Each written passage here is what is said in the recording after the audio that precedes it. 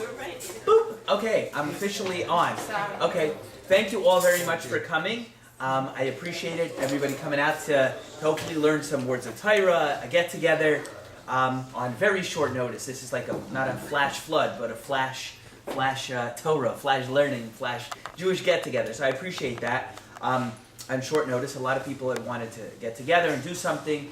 The last 2 days have been Rosh Chodesh Elul, beginning of the month of Elul. So it's time to get serious, okay? So what I was originally going to do was give basically a regular, I mean nothing regular when I give a class. It's a high level, not regular. But what I mean by regular was a standard kind of a shiur, a regular drasha, shiur with sources. And maybe we'll get to that. But what I wanted to do was maybe have a discussion with whoever came out tonight. I decided this kind of around when I was on the 440.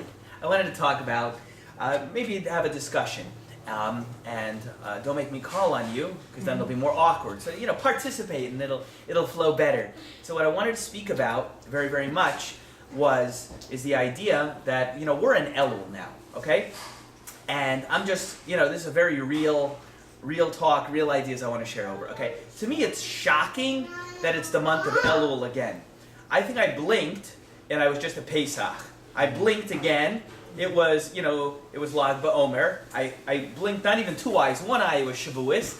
I blinked again. It was August 1.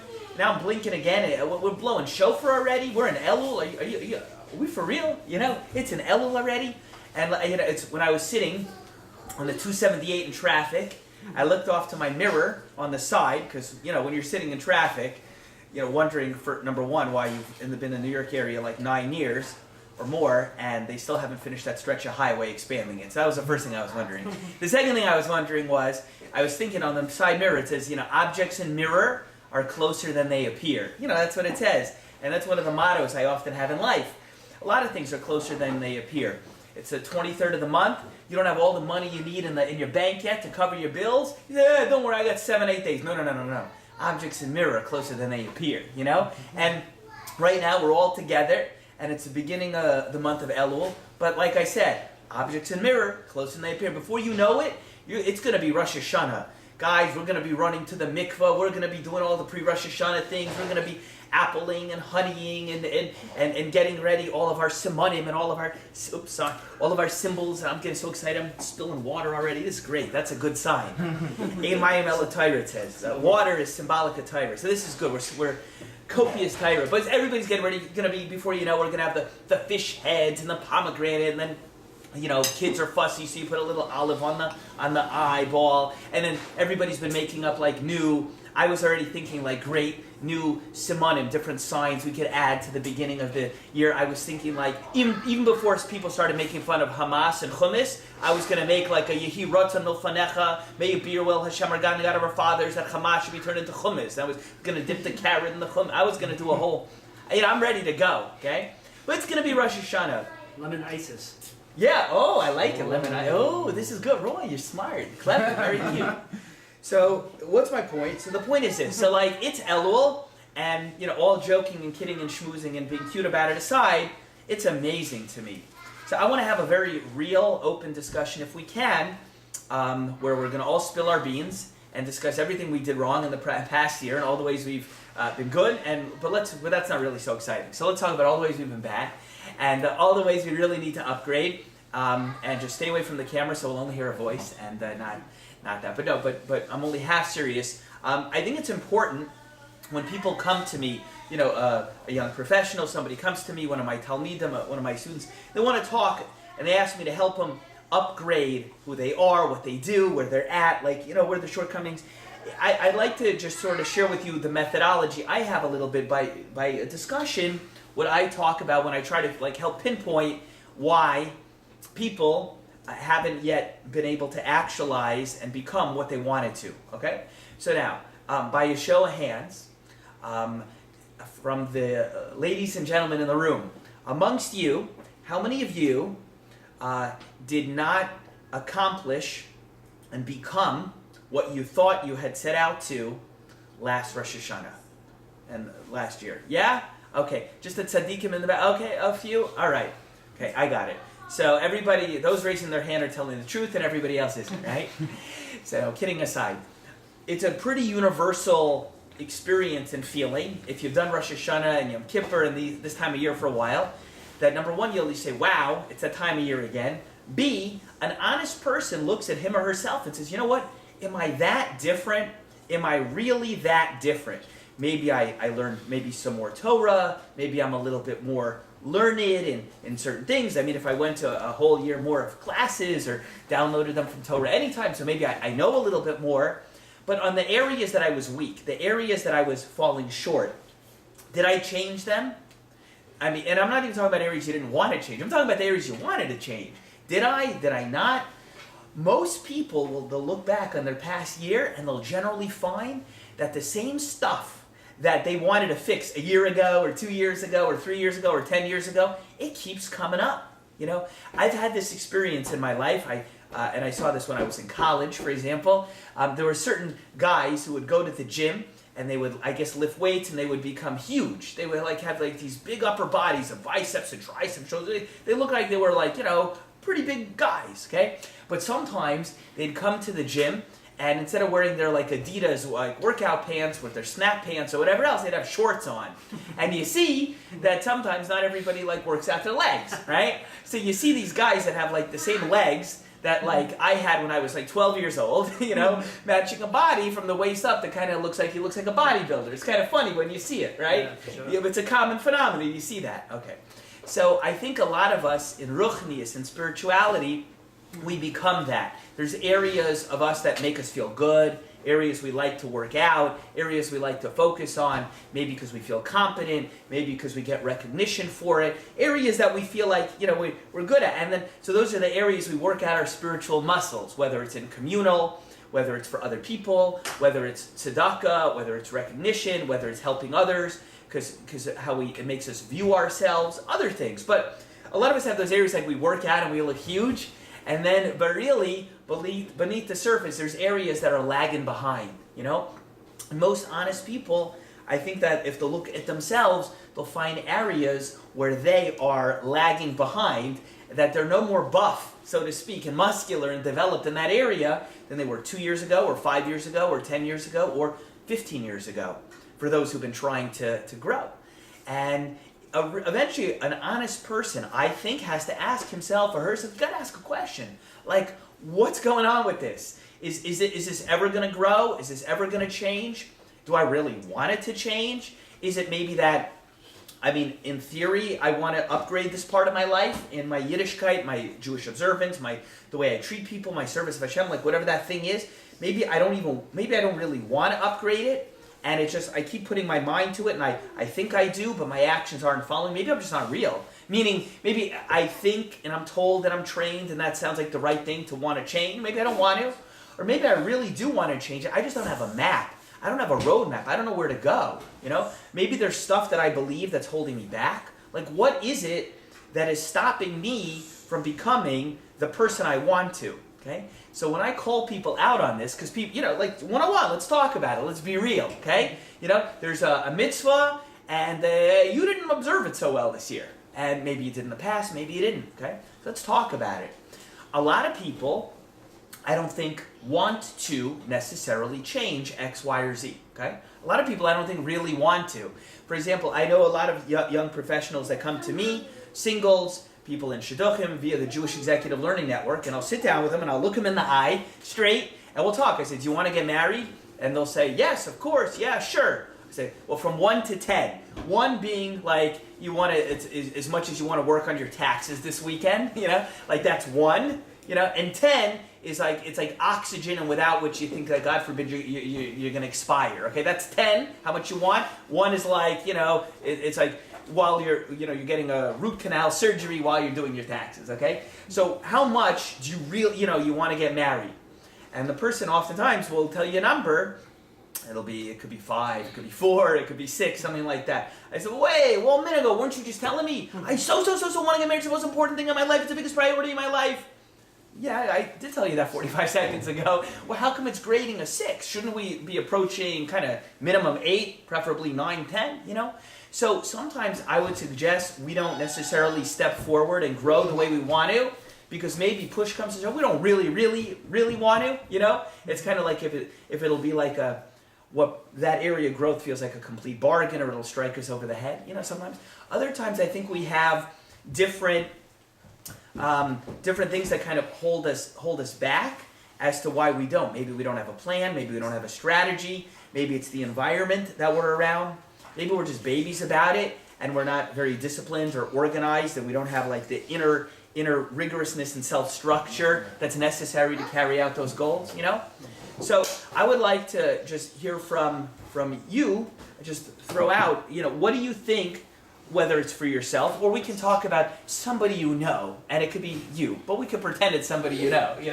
What do you think holds you back, or other people, commonly and regularly, from carrying out the things that maybe they wanted to upgrade a year ago, and it's year after year and it's not happening? Because I think it's important to talk about it. I could give you Gemaras and Midrashim and Shas and all kinds of things. We could do that still. Maybe I'll go there still. But we don't have to, but it's important to Lamaisa, like rubber meets road, talk about these things, because otherwise, it's going to be another 11, 12 months from now, and maybe we wouldn't have made too much of a profit in terms of upgrading who we are. So, fire away. No, I was just. You're hearing what I'm saying now? I hear what you're saying. Yes. Yeah. So the question is, in what part do we feel that's the same has been since the years before? Yeah, or you could get into those specifics, and then I'll ask you questions as to why, or you could just in general. What do you think's stopping people? What do you think's holding people back? Tzvi, love you. How are you? It's good to see you. What's holding people, let's say, back from what? From the idea of marriage? 1 year ago, 2 years ago, 3 years ago, 4 years ago, Ruvain or Rachel, nice Jews, David and Sarah, they wanted to upgrade, change, fix, improve X, Y, Z. Why haven't they done it? For that, why do you think? What do you think's holding people back? We can come back to you if you like. People are normally afraid of change. That's one of the things. It's human nature. People are normally very afraid of it. They get too comfortable in the situation they're normally in. Yeah. So you think they want to change, but they're comfortable? Well, as much, let's say, even the topic of marriage, which you brought up, a lot of people, they say they want to get married, they say they want to settle down, but once they get close to it, they get scared because I don't believe anyone's ever fully ready for it. It's just a chance people have to take. I can't imagine what a person could actually do in real life to prepare yourself for what being married is like. Not even in a bad way. There's almost like no training that you could actually do unless you've done it before. Yeah, that's it. I agree with you. What do you say? I'd like to add that not so long ago I injured my lower back in a very, very subtle way, but from that little tiny area where I had a pinched nerve, it caused such repercussions that were so heavy that it disabled me from doing things that I thought had seemingly nothing at all to do with that part of my body. The core, we're talking about working out and chicken legs versus like an... Yeah, you like that, right? I love it. So banking off of that, if you don't have a strongly developed core, like your abs and your core, then it could adversely affect your ability to lift weights in other areas. And I feel like most of us lack the core spiritual muscles and the core logistical and daily habitual muscles, so to speak, in order to create like a structure that would support all the other things that we're really not doing well on. Yeah. So that I can tell you for myself, like I know that if I worked on this one aspect of my life, I know it would have a trickle down effect on many other aspects. Yeah. And because I'm not working on that, then my core muscles, so to speak, are faulty. Yeah. So I feel I 100% agree with you. See, there's a lot of many times people ask me Rabbi Bregman, what do you do? You think of yourself as a professional developer of Jewish potential, which is kind of what I do all day. I try to help Jews upgrade shidduch-wise, learning-wise, midas-wise, career-wise. That's what I try to do. So people ask me, what do you do? So what Roy is saying is 100% on the mark. Let's say there's people who are not organized, okay? Or they have an idea and it's a great idea and they're only able to stick to that idea for 3 days, okay? Let's say that's the way you are. That has to be fixed and dealt with head on. Why is it that way? Because that will have repercussions to your finances, to your living situation, to your marital situation, to your ability to keep a chavrusa, and everything else. So much flows from having that sort of that inner structure of Seder and being organized. So sometimes, and I agree, so what I'm trying to say is that sometimes a person maybe is like, why is it that I'm trying to, I say every year I'm going to daven with a minyan, and I'm not davening with a minyan. Why am I not davening with a minyan? Is it that I don't believe in Hashem? No, God forbid, of course I do. Is it that I don't enjoy being in shul? No, I do. I mean, you have to think about it. Some people say, I don't like going to shul. Some say I'm bored. Some say I don't understand. Some say I keep talking to Hashem and maybe he's not, I guess he's hearing me, but the answer is no, or he's like not paying attention, Others could say, it might not, the religious thing that has to be upgraded, it has nothing to do with his amuna or faith or belief or betachon in that thing. Of course it's true. It just, there's a part of my life that I have to get organized, and it's that. It's not even a from thing. You know what I mean? Yeah, I'm with you. Yeah. I was just saying, like. So are you enjoying this discussion so far? Yes. Great. Because we all need to work on this. Yeah. But you asked first, like, what is it that makes us, like, what's missing? Like, why can't we do it? And I think a big part of it is motivation and, like, willpower. So, like, how do we... Yeah. Get So people How ask do me we- people ask me that a lot. So this is one of the most common questions, and I'm glad you brought it. People ask me all the time, Rabbi Bregman, and there's different ways they ask it. Some ask it in a blunt way. They say, "What are you on?" Okay, and they mean it with love. Like, "What are you on?" Like, are you on a 5-hour energy IV drip? Is that what you're on? I mean, you can take a look. But like, some people ask me that. Some people ask me, you seem very motivated. You're very driven. You're always going and always on, or seemingly so. How do you stay motivated? How do you stay focused? How do you recharge yourself? I'm saying it's a common question I get a lot because that's kind of what I stand for, and it's real.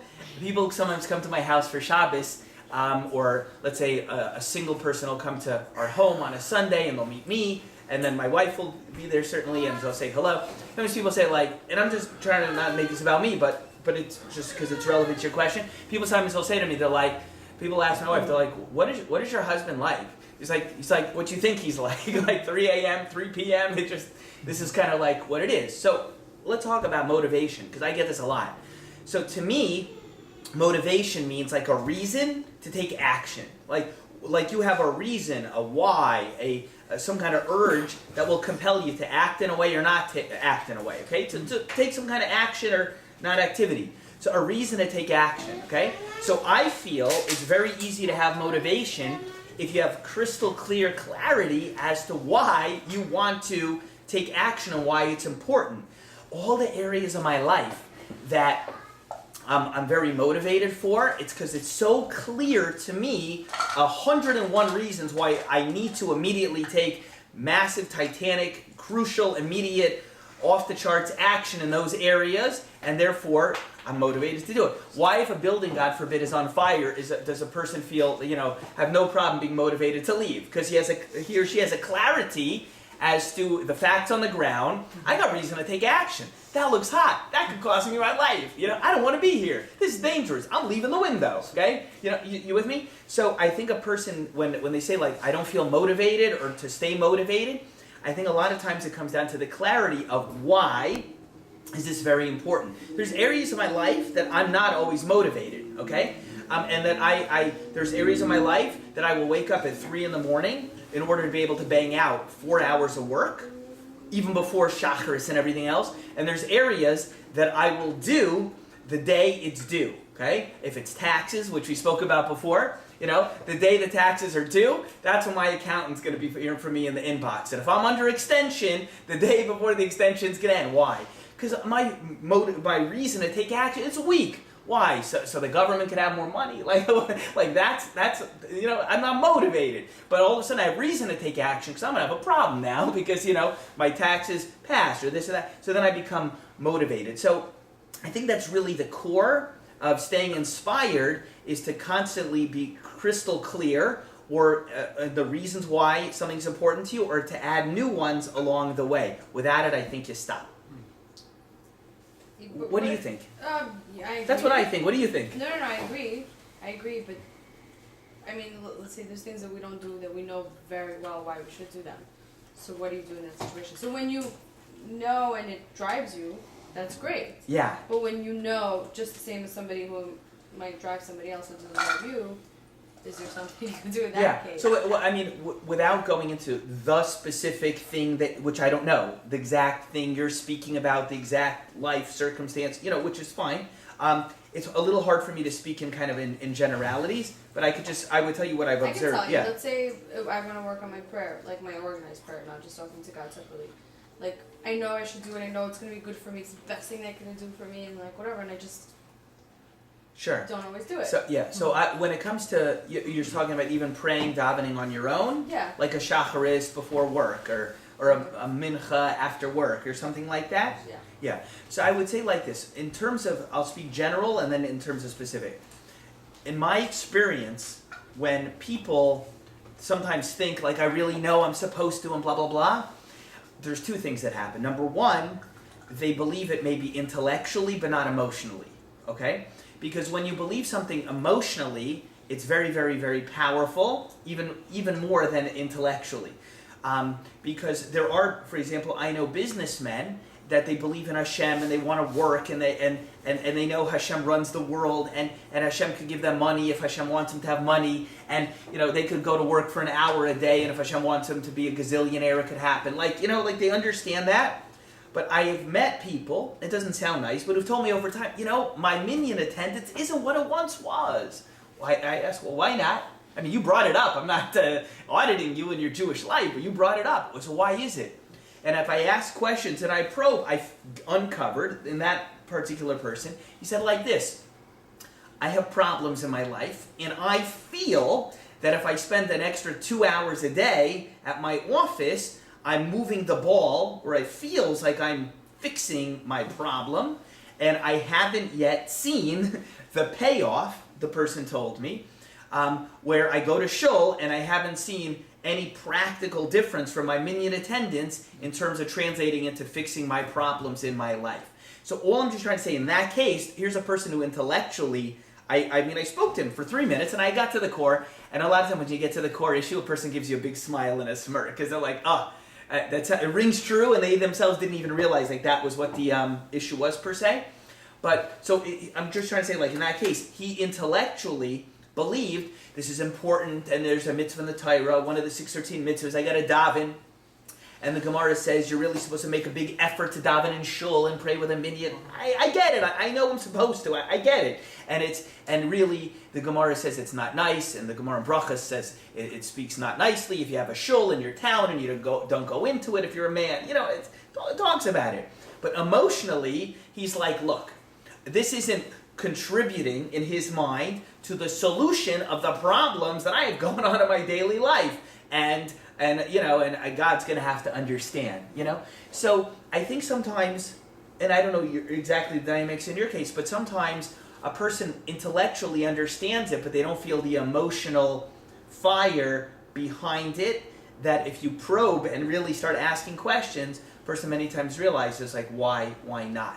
At the end of the day, if a person doesn't want to daven, there's often a reason why, and it's not because they don't necessarily believe Hashem runs the world. I'm talking about people who believe. I'm not talking about, I was in South Florida recently with my family for vacation, and I met a lot of nice Jews who don't know. If I held up a chumash, and I held up a siddur, and I said, you get $1 million if you guess right, and you get shot if you guess wrong. Which is the chumash, which is siddur? Pick, and you can read it.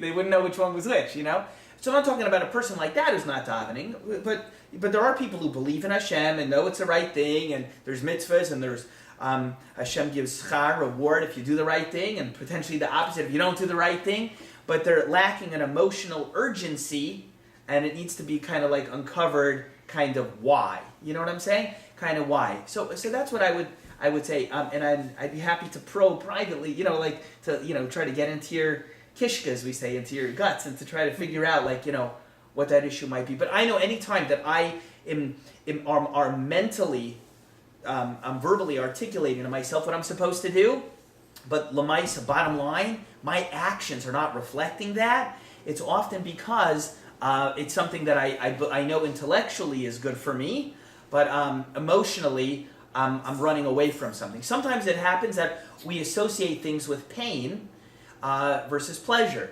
One of the things that, sometimes there's people who would associate being single, like that's pleasurable. Being married would be painful. But they don't realize that because, the guy tells me, I've been dating 9 years and nothing's happening for me, okay? Well, why? You seem like a cool guy, you don't have asparagus in between your teeth when you smile, you're okay, what's the issue? Some people associate that really if you get under, the hood of the car, I've had people, I realize, that they associate being single with freedom, and I can come and I can go and I can do what I want, and I like dating and meeting new people, and I go on Facebook and I see pretty girls and people, it comes to my inbox, all these nice eligible girls who are looking for a guy, and all they want to do is do chesed, and they'll say, it's great, this is great. So in his head, being single, he associates with pleasure. Being married, he's associating with pain. Why is it pain? Because that's like restriction and like no fun, and my life is kind of over, even though I know I'm supposed to do this. Now, he's not going to come over and say, well, what do you think is, holding you back in your dating life? He's not going to say, well, I associate this. No, but I mean, he's like, no, I don't know. It's just not happening. Like I meet girls and they lose interest, but in that case, I'm able to uncover. What happens sometimes is that we put things in our pain category and our pleasure category in our minds. We do it all the time. So for me to sit in the car, it took me 2 hours plus to get in here tonight from Lakewood to Brooklyn. I didn't mind it at all, although I did kvetch to my wife on the phone just to make a point about Brooklyn traffic and stuff. But that was more for show. But I don't really mind because I get to be with beautiful Jews and hopefully we'll uplift each other and grow. You know what I mean? So that was like the traffic is like pleasure category. You know what I mean? If I had to go do that to buy, milk in the middle of the night or a diaper or something else, I don't know if I would feel in much the same pleasure category. So sometimes in life you have to reshift the category in your mind that something is pleasurable or not in order to shift it. Because a lot of times we understand intellectually, but we're not feeling the emotion, and that's because we associate it with something that is painful or a waste of time, or it's not really going to make a difference. So that's what I see. And if you could tinker with that with yourself or somebody else, many times you could totally flip the facts on the ground. It's good stuff. Yeah. No, I want to go back to what you were just saying, Ray. I mean, I said 15 things. So which one? About knowing the reason for what we do, motivation. Yeah. I feel like for us as Jewish people, we don't exactly have reasons for. Even Shmuel Kunda, I remember years ago, he made a song. I see people putting chickens around their head. I'm Jewish, so I do it too. So the thing is, we do things, but we do it mostly as blind faith. We don't really necessarily know a lot of the things why we do what we do. Yeah. It's mostly blind. So there isn't exactly necessarily a reason for what we do. It's a lot. Well, of what it I would blind. tell you is that I would agree with you that a lot of people do things and don't necessarily know why. It takes active study to try to understand some of the reasons why, and the specific reasons behind it. But I 100% would say for myself and anyone else, if you're doing something and you don't feel an emotional connection to it, and you're just going through a mechanical kind of observance, it does feel very empty or very hollow. We were speaking about men, for example, going to shul before, going to synagogue on a regular basis 3 times a day, to just walk in and just, just to move your lips, and you literally have no connection with the words and feeling and anything else, just that, okay, I'm supposed to go to shul every day, check, put a check in that box, did it, right? So, but if that's, but to just go through that, a person could get to a point when that person says, listen, I got problems waiting for me on my desk, okay, and the first of the month is in a few days, and I'm not ready for it, all right? The person could say that, okay? And then the person says, I know why I'm doing that, and I'm just not seeing the payoff, that I'm just going to, go mumble words. So it could feel good, or you like the Jewish practice and customs and things like that, but it takes active work to get in there to try to understand why. You know what I mean? But there are like a lot of the things we do that are called a chok. Like there's no actual reason for it. Like for the eating of ham, for example, it's like we call it a chok. In the Gemara, I know, like we call it a chok. There's no actual reasoning for it. So I know some of the things we do is blind. That's why I'm saying sometimes there isn't really motivation. It's just a leap of blind faith, which is a lot to do with our culture. Yeah. Well, what I would tell you is that, and it's a longer discussion. I could tell you 45 cool things about kosher and how the mystical Sfarim and the Zohar and stuff say kosher and non-kosher food affect a person's soul. that are kind of like eye openers. So I would. Was that on Torah anytime? I don't know. It's probably from a couple of the hundred out It's there. on Torah but after dark. we could make Torah after dark. So but we could. But yeah, if you watch it, past sundown, 60 minutes, 72, whatever's good for you. But so in terms of kashrus and other things, I would just suggest to you there's actually a lot of stuff, but it takes, and this is what I would certainly grant you, it takes a lot of work and effort to get in there. And if you open the Chumash, it's just going to say in Parshas Shemini or something else, some of the kosher laws, and you're not going to necessarily know, just when you read it. Okay, split hooves, chew its cud, fish, fins, scales, we're ready to go. Okay, but it's much harder to actually delve into the rest of it. Chaim, what do you want to add to the conversation? After davening, hundreds of thousands of people say Ani Mamin every morning, and Mashiach is not here. What changes by us saying Ani Mamin? I believe, every day to not believe. Is believing can cause an action for it to happen? As you're speaking right now about getting onto the right track. Yeah. So you start the engine, but if you don't push a pedal, you're not gonna go. So what is the key that will change it? As you're saying, in regards to broad a person's life, Right. to get things happening, Yeah. get things moving.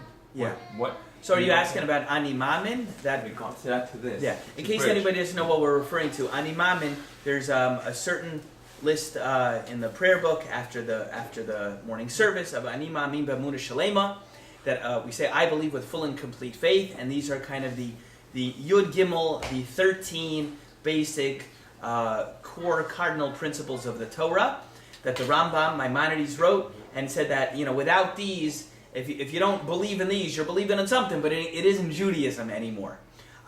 So the reason we do those, if a person recites those, it's more to be kind of a reminder as to themselves as to what those core beliefs are.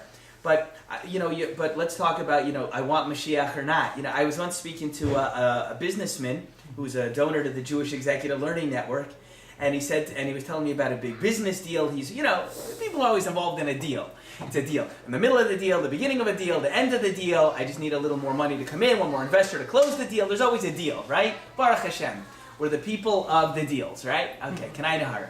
So the guys, so I said to him, we're talking about current events in the summer and the war, and the Jewish people are becoming more isolated, and not just in Israel, but internationally. We're becoming more isolated. People are feeling it more. People kind of wish that whatever happened in the war in the summer with Gaza and everything else, it'll be okay. Time to go back to normal life.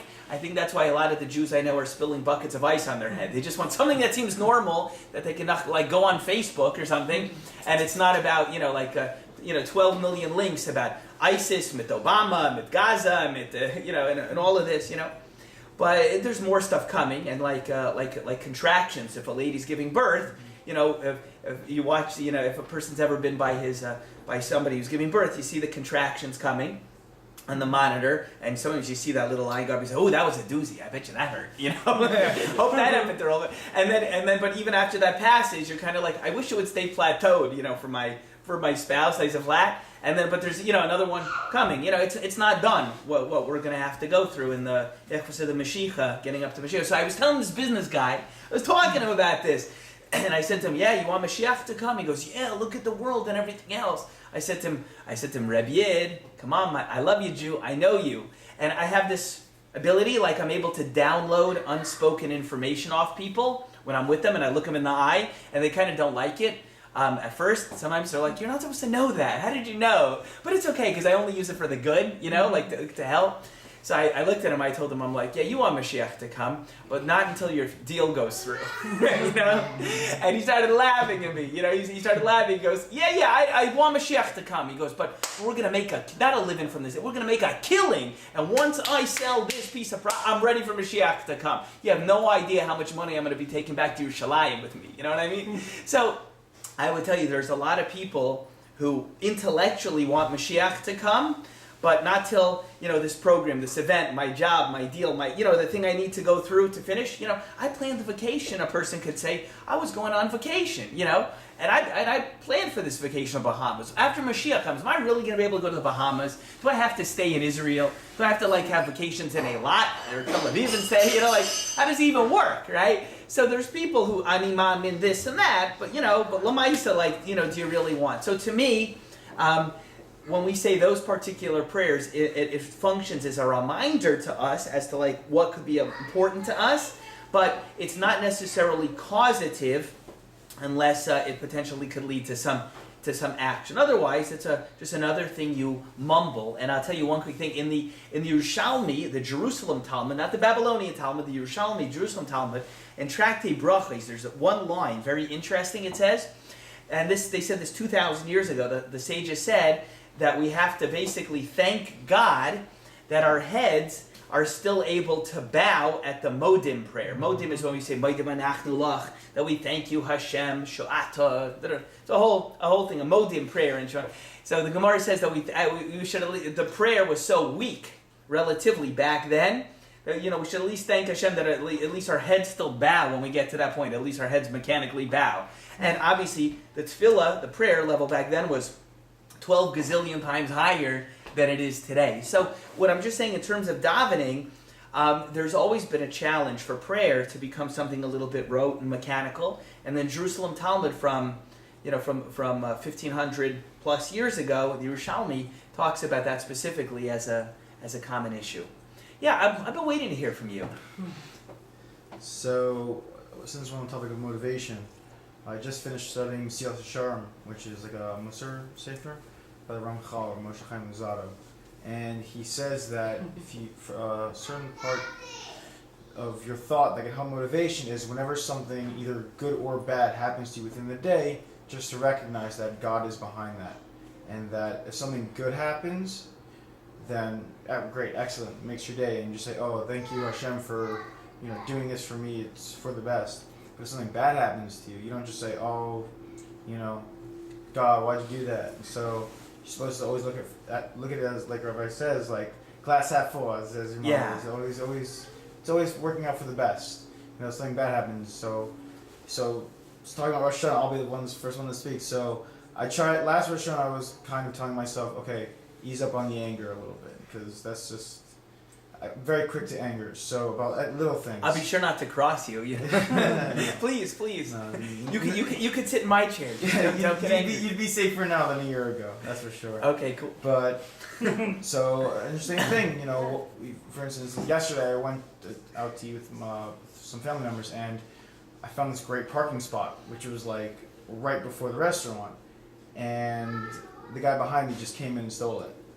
And so I was like, okay, I didn't get so angry as I would used to be. Right. Because I've come to train myself a little better of being chill, so to speak. And I drove a little further, and I found a parking spot right in front of the restaurant. So there you go. So everything works out for the best. And even though it looks bad now, Okay, good. I want to drive with you, especially when I'm in Brooklyn.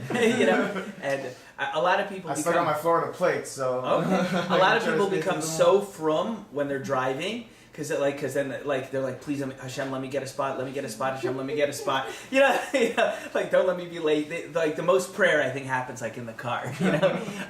So what I wanted to talk about this in terms of things to work at and everything happens for a reason. I want to share with you a hashkafa that I believe. By the way, if you don't mind, I'm gonna de-jack it, because I'm getting active and I'm starting to heat myself up. I went through this whole pitcher by myself of water. I'm getting hot here. Okay, so let's make ourselves cozy here. Okay, let's do this. So I want to share with you a hashkafa, a philosophical, a key thing that I believe very much. Okay, and I don't think I've really said this barabim in public before, but it's something I believe very much. Okay. The idea, we have this expression, we say, God helps those who help themselves, Hashem helps those who help themselves. Okay, so that is a relatively Jewish idea. You're not going to find that in the Medrash, so to speak. You know, the Midrash doesn't say it in those words, but generally we would say, and you can't sit back in life and just, you have to do, and then maybe God will bless your efforts, and then you'll be successful. But you can't just do nothing and just hope, there's going to be a knock at your door, and it's a, ding ding, oh, is it some annoying, kids? Or, no, it's a FedEx. Do we have two Rebeccas here? So are you Rebecca? It could be either one of you. Yes. Oh, just sign here for the package. And you open the package, it's $10 million cash. Oh, cool. Like, life doesn't work like that, I mean, if it does, I'll give you my address and we could do it. But life doesn't normally work like that. So, we say God helps those who help themselves. I definitely ascribe to that belief, and this is really important. But I'll make this a short and sweet one day, a little video clip, because it's important. I try not to talk so much with other people and in my internal dialogue with myself about the God helps those part. I like to talk to people about the help themselves part, okay? Because that's the part you can control, okay? And I'm a big believer in personal responsibility and not being a whiner and seeing opportunity everywhere I go and in everything that happens, okay? I have very opportunistic eyesight. Now, what do I mean by that? I don't know what my vision is. It's actually pretty poor, glasses-wise. But everything I see is opportunity, okay? When businesses are contracting, I view this as a great time for expansion to capture market share. That's what I tell businessmen who ask me, for advice. If some spot doesn't come my way that I wanted to spot, I view that as an opportunity. If I thought something good I lined up and I locked it in and it didn't materialize, I think, great, this is a new opportunity. Successful people in life have opportunistic eyesight, and they see opportunity where everybody else sees, lemons and something lousy, okay? And I'm also a very big believer, very, very much myself, that I take responsibility. Blaming and excuses are for little children, and they don't serve you at all in life. You know what I mean? Like, if, you like that? You're getting pumped up. That's it. I want to take off. I not to take off. Yeah, but you'll be down to your tzitzis if you take that shirt off. But I'm a big believer. Like, you can't be like a little whiny baby in life. You have to take responsibility. When things don't go well, I say to myself, what did I do, or what did I fail to do, which put me in a position for this to happen? Like I slept 4 hours last night, and 4 the night before, and about 3 the night before. And yet, despite working like a machine all morning, at the time to leave today, I was still running and scrambling in the house. Yeah. I'm sorry. Yeah. It's not always the things that go wrong. You did something wrong. Maybe Hashem didn't want that to happen. That's for sure also. But before we get onto that prat, and that, that maybe Hashem didn't want it to happen, I always look, in addition to that. Not maybe. Yeah. It's a fact that he didn't want it to happen, because if he did, it would have happened. Yeah. Well, it could, but I also think that we can have opportunities from Hashem that we throw in the toilet. No, you're great. I love you. You're great. You can come sit here. I have an extra chair. I think, yeah. Sometimes things don't happen the way you want it. Yeah. It doesn't mean that you failed at something per se. It just could be that Hashem did. Not could be. It's Hashem didn't want it to happen. That's why it didn't happen. Yeah, it could be. I think in a lot of cases. It is. Yeah. Hi. I'm so sorry. No, what are you sorry? We saved you chairs. But what I mean to say, because if you one example in Shidduchim, it's clear from the Rishonim, the medieval commentaries, that a person could have their zivug put in front of them, and if you act like a pig, or you could blow it when you have that in front of you. Hashem did want it to happen, and you botch it. So I'm saying I could go through a lot of examples. You're saying the analogy that somebody prayed to win $1 million, and finally they came to him and said, "Listen, let him go buy a lottery." Yeah. The win is there, but let him go buy the lottery. Yeah. They didn't. You're referring to that part, but yeah. There are a lot of times that. I agree with what you're saying, but I'm speaking about a different kav, a different thread of the discussion now. Because at the end of the day, absolutely, Hashem does what He wants to do. But I like to always look at myself and figure, what could I have done more? What could I have done better? What could I upgrade? What could I change to do in order that I can basically try to avoid this situation or this kind of problem in the future. So my point was, like, for example, like, I'm scrambling. Well, I mean, I've slept, what, $1.25 in the last, bunch of days? Hi. Come. So I barely slept.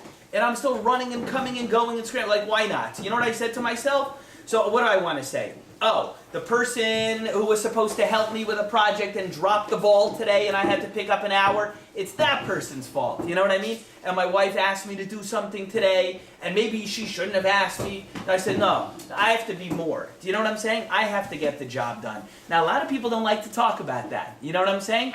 A lot of people don't like to because they want to push blame to everybody else and everything. It's my parents. It's my upbringing, it's my wife, it's the fact that I don't have a wife, it's the economy, it's Obama, it's Bush, you know, it's Bush 1, it's Bush 2, it's something. There's everything is out there, it's somebody else's fault and problem. And although there are factors and influences that could make a difference in terms of what we go through, I think it's very important when you want to upgrade and change to stop blaming everyone and everything else around you for your shortcomings.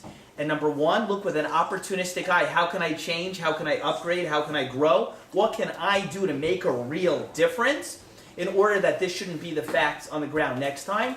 And number two, stop diffusing, the energy. I believe Hashem will help me and will help every single person. But there's so much that we can do to put ourselves in the position to have the successes and achieve what we want to in life before we come on to, well, God didn't want it. Really? Sometimes people tell me, I've done everything I wanted. I've done everything possible to accomplish X, Y, Z. So I did, did you try A, B, C, D? And then after we get to Z, I'm on double A, double B, double Z. You know what I mean? So that's something part of it also. Hi, what's your name? Hi, I'm sorry. My name is Tiferet. I wish I was here earlier. Why are you sorry? Nice to meet you. I'm sorry for myself too. Yeah, okay, that's good. She's sorry for herself. I love it. Okay, I'm great. saying because I would have loved to meet you. But, so what's messing up, basically? Yeah. What's messing up? Like, you're saying someone commits their zivug. How? Like, what's the... Yeah, it's a very, very broad subject, but I'll just give you the soundbite answer, for our purposes now. Basically, it's clear from the Rishonim, the medieval commentaries, that generally, if you're going out with a person and that person is supposed to be your spouse, you will not lose it because you said a joke that was only, from 1 to 10 on the funny scale was a 5, and you were aiming for 10, it was a 5. You know what I mean? If a person acts, for example, in a more extreme way, with boorish behavior, a person could botch it. You know what I mean? But so, in terms of that, and then what happens is that the Gemara and other sources say that Hashem reassigns you. If that would happen, let's say there would be a yeshiva student, and he's going out with a lady, and he was using, it's just a ridiculous example, but foul language, and the girl's like, ew, hello, I didn't go to seminary and Beis Yaakov and everything else, be sitting with a guy who sounds like he's in a rap video, okay? It's a ridiculous example, but I'm just saying. Where's Roy? Oh, he had to leave, right? So the point is that in that case, what would happen is that could have been the one that Hashem wanted that person to marry, but because of that kind of behavior, so they get reassigned. Each one gets a different person. So that could happen. But each person's circumstance is different, and what constitutes best efforts in this circumstance, whether it's in dating or in business or in relationships or in parenting, what constitutes best efforts varies according to the person and the circumstance. So without knowing an individual, it's hard to speak in terms of that. But I would tell you also, I'm a very practical person. I've had sometimes people come to me, you're a shadchan. Maybe I didn't make my best efforts 5 years ago or something. Or I was like, okay, maybe you did, maybe you didn't. But I don't have a time machine, neither do you. So, the present is here. Tomorrow's, really coming. So let's deal with what we have. You know what I mean? To maximize what we have now. Because sometimes my mind goes to past opportunities in all aspects of my life. And, since there's nothing I could do about them, anymore, if I didn't do everything I could in any circumstance, I just let it go. What if I have a law client, because I'm an attorney also, and the outcome was good but not great, or it was great but we should have driven a truck through that courtroom with such a victory, right? So now what am I going to do? Nothing, So you just take lessons and you kind of move on. So what if someone didn't even give a chance for a date? Do you get the offer a few times till you date them, or till you mess up? Till that particular person? Yeah, I mean, like, I don't know. I was told, like, oh, it's impossible you could ever miss your bashert because touchdown wouldn't make that happen. You, like, you know, like how many stories there are, like, people are offered, like, 10 times or, like, giving each other another chance. Like, Yeah. You know, I guess it depends on how deserving the person is for a second Yeah, chance. well, I mean, it's an involved subject, but the Gemara does talk about a concept called zivug sheni, which is, and the Gemara is literally in the Talmud speaking about basically people being reassigned, you know, and just because, like, it happens, let's say a person gets married and then they get divorced. Why did they get divorced? Did they blow it? Were they right? Were they wrong? Did they misbehave? They did everything they were supposed to, and it didn't work out. Well, like, whatever happens, that person could be reassigned. Do you know what I'm saying? She and he could each be reassigned, you know, to someone else down the road. But they're still with the person they're supposed to be with, whether they're reassigned or not. When? At the time they were married or after they're divorced? Oh. I guess maybe they were ultimately supposed to be with the next person. You know, it could be. It's a longer discussion. It could Maybe be. the first person wasn't the right one. Yeah, it could be. But let's put it this way, because it's a huge discussion. But in a nugget, I would say this: what constitutes our best efforts as Jews, which is really the subject of what we were speaking about. Elul is coming. Did I change this year? And all those areas that I haven't changed and I haven't grown and I haven't upgraded. Why didn't I? Right?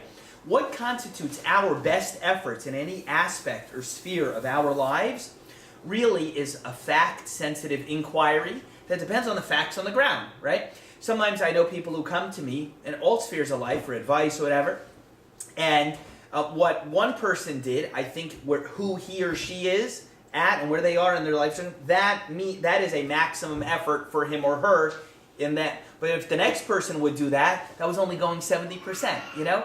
So this is why I always say it's important to be under responsible rabbinic management, because it's nice to have someone outside of you, external to you, who hopefully is a Talmid Chacham, hopefully is approachable, down to earth, but knows Torah and all of that stuff really well, who can help advise you specifically. Some questions you don't need to have a relationship with a Rav or a Rebbe or a Rebbitzin or a spiritual mentor to answer. You know, in Lakewood, where I live, we have a hotline called the Beis Hayirah. Beis Hayirah means basically literally the house of halachic rulings, okay? And you can call on the phone, it's a number, and the number says, "You have reached the Beis Hayirah of Lakewood. To speak to the Rav at the Beis Hayirah, press 1." You know? And then it tells you, it's kind of like that. But no, kind of like, you know, I mean, I'm not a good imitator. I don't want to get in trouble. But like, you know, like when I like walk into a store in the New York area and I say hello to the guy behind the counter, and he says, "Where are you from?" You know, like what do you mean, where am I from? Here. He's like, "Yeah, but nobody said hi to me today." You know, But so the point is, like, some questions in life are not people specific. Like, "Hi, I have a chicken. And it's a whole chicken, and it just fell into like a boiling pot of milk. Is it kosher? Is it not? Is it pot? You know what I mean? That's not like who you are and what you bring to the table. It's like yes or no. It just is or it's not. You know what I mean? But for personal things, that really varies according to to who the person is. Some people are making their best efforts in all aspects of their lives, and I'm not just talking shidduchim. I'm not just talking Judaism. Just in everything. You know. I know a young lawyer, and he called me recently because my law firm's not working out. I said, "Well, what are you doing?" "Well, he's not advertising. He's not calling anybody. He's not doing this. He's not doing that." I gave him probably about 19 action steps that he needs to kick into gear right now. You know, before you come to me and tell me the law thing's not working out, maybe I should have gone to med school, like my mom said. You know, let's make sure we're doing that. So when you know a person, so he could go tell his tale of woe. In his particular case, he can go tell his tale of woe to whomever he likes. You know what I mean? He can go tell his story. "Oh, the economy's bad. Oh, blah, blah, blah." You're not advertising. You're not talking to people. You're not pumping your network. You're not meeting people. You're afraid to pick up the phone and speak to somebody because chas v'shalom, they say I'm not interested today. You know what I mean? Mm-hmm. You know what I mean? So no, before we come and blame, the economy and the legal profession's no good. Let's look at who we are and make sure we've done what we're supposed to do. What time is it? Torah. Well, time's flying when we do Torah. How long ago do we start? Wow. Time doesn't exist. Huh? Doesn't exist. Huh? So, You're 54 minutes over. Really? Wow, that's not bad. I haven't even looked at my notes yet. I didn't even get started on my 45 pages of notes I wanted to say. So listen, so here just in the interest of time, I just want to share with you one idea, because just to kind of bring it a little bit full circle. You know, a lot of times when a person inventories who he is and she is and like what they did in the past year, they'll look back and they'll say like this to themselves. They'll look back and they'll say, you know what? I have moments in my past year that I'm really, really proud of, and things I did that I'm not so proud of. Moments that I'm like, whoa, I'm pretty good. Like, you know, like not bad, that was me. And sometimes you look back and you go, wow, that was me? We have those. I would say it's probably pretty safe to say that almost every person in the room has done at least one thing this year that they look back on and that a year ago they never would have imagined that they did, and it's not something that they're proud of. And they'd also feel terrible if people found out about it. Like, oh my gosh, like if people knew, like, you know what I did. So when we look at ourselves and find these areas where we went this way and that way, we a lot of times have an internal dilemma, okay? And what do we say? We say like, who am I, okay? Am I the tzaddik or tzaddikis, that little righteous little Torah mitzvah machine, you know, who does so many good things? And I had a slip up, oy dilma, or perhaps, maybe I'm a no good person and I have moments, you know, once in a while that are pretty good. I'm really very average or below average, and but, you know, sometimes I get myself in gear. You know, like they say, even a broken clock is right 2 times a day, you know, in the same way, you know, even me, sometimes I'm all right, you know. So what am I? Am I a tzaddik or a tzaddikis that goofed up? Or am I a lousy person who sometimes does well? You know, so we sometimes have this internal struggle in ourselves and who we are. Okay. So, you know who speaks about this? The Kotzker Rebbe. The Kotzker Rebbe spoke about this, and he said like this. He said that a mensch, a person, looks at themselves and they ask, am I a malach or a galach? A malach means an angel. A galach means kind of like a priest. He says a lot of Jews look at themselves like, am I a malach? I'm angelic in what I do. That's who I am. That's my real identity. Am I like, you know, like a galach? Like I'm like a priest masquerading as a Jew, or I'm a Jew acting like if I don't belong to this religion. Am I a malach or galach? Who am I already, right? So what happened? So the Kotzker Rebbe said very smart. He says a lot of people think about it and then they say, you know what? I must be probably the galach. You know, I'm not the angel. I'm really the person who's not really so oriented to do the right thing, and I sometimes have good moments. And of course, who wants to be a hypocrite? It's so bad to be a hypocrite. It's so bad to be inconsistent. You know what? Instead of just, you know, jettisoning, you know, I'm not going to jettison the wrong things I'm doing. No. I'm going to stop doing the right things because God forbid I be a hypocrite, you know? And that's what a lot of people do. They look at themselves, they inventory their year, and they say, you know what? I had up and I had down. I had up and I had down. So which am I? Who am I? And you know what the answer is? You're both, okay? You're really both. That's what the Kotzker Rebbe said. And therefore, knowing that you have both sides in you, but the higher element and the lower one, when the lower one shows up, you shouldn't look at yourself like, I'm bad, I'm lowly, I'm this and that. It's like, oh, my ugly side came out. Like I'm having a bad hair day or something like that, you know? I'm having a bad character traits day. I'm having a bad halacha day. You know, I'm just off my game right now, you know? But when you understand that you really, the malach, the angel side inside of you is real. It is real, it is there. When the other side pokes out its ugly head and bothers you, don't get overly distracted by it, because a Jew, the Torah says, has the ability to fully change course in even 1 second's notice if he or she wants to. If you focus in and you target in, okay? So to wrap up, what I want to ask you to do is to try, as you begin to inventory the past year, because we're in Elul, what did I say in the beginning? Objects in mirror are closer than they appear. You're just days away from Rosh Hashanah. It's so close, it's not even funny, okay? What I want to ask you to do is look at yourselves and try to figure out in those areas that I didn't measure up. You know, progress, and this is what I'm calling tonight's class, progress is not always a straight line. You know, I'd like to go A to B, but I kind of meander. Ask yourself why. Did I not have enough information?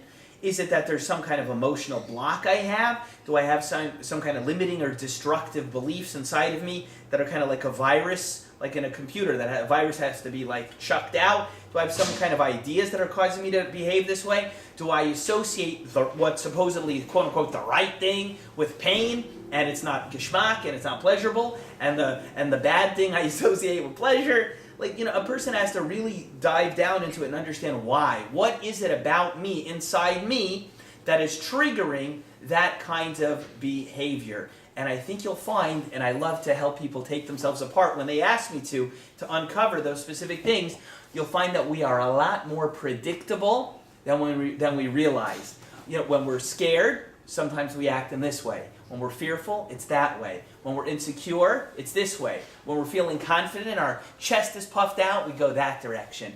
And when certain emotional buttons are triggered inside of us, it causes us to sort of shrink and maybe make wrong choices out of fear or insecurity. So I challenge you in the next couple weeks to really try to introspect and figure out what is causing me that every single year I say I want to fix this and I don't want to do that, and I want to start doing this and I'm going to stick with that. Why am I not doing it? But think about it, because otherwise it's just going to be another year, and this class will pass, and otherwise it'll be Elul and a Shami Bagano. You can bang your chest, until you have a black and blue mark. But until we get down to the root of trying to understand our behavior, many times things are not going to change. So anyway, I thank you very much for being here, coming out impromptu. I will stick around as long as our esteemed hosts allow us to. Okay, we're being told feel free. Famous last words for hosts. But anyway, thank you very much for being here. For those watching the video on the internet, you can reach out to me at and I'm looking at the camera for the first time. Hello.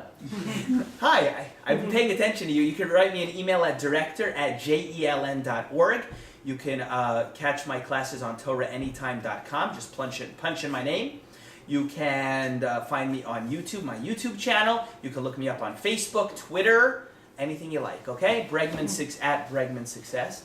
We've been blowing up on Twitter in the last week since I've been playing with it. It's great. All these people, not even Jewish, around the world, they're like, hey, I want to connect to you. It's pretty good. It's interesting. I'm like, where'd you find me? Okay. Anyway, have a good night, and thank you for being here. Thank you.